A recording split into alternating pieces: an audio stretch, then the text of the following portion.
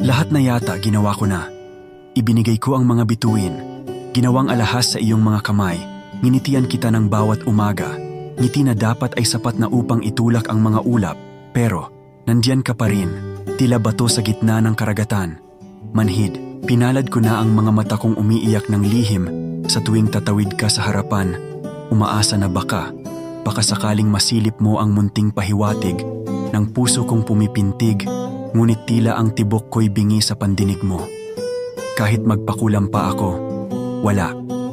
Manhid, isang araw, nag-abot ako ng bulaklak. Isang hibla ng mga pangarap kong sana'y sa'yo na rin mapunta. Ngunit sa kabila ng lahat, tiniklang ang nadama mo. Napagod na akong tanungin ang sarili, ano pa ba ang kulang? May puso ba akong kailangang durugin para mapansin mo ang akin? Nakakatawa pero masakit. Kung gaano kalalim ang pagmamahal ko, ganun din kalalim ang sugat ng di mo pagtingin. Ang bawat pagpapatawa ko, kahit may halong lambing, nagiging pabigat na sa damdamin kasi hindi ka naman natawa. Hindi mo nga nakita. Sabi nila, ang pag-ibig ay sakripisyo. Ngunit hanggang kailan ako magsasakripisyo para sa isang taong hindi marunong makiramdam?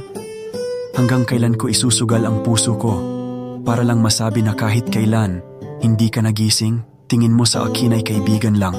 Isang anino na palaging nandyan. Pero sa puso ko, ikaw ang araw na hindi ko kayang talikuran. Manhid ka man, patuloy pa rin ang tibok ko.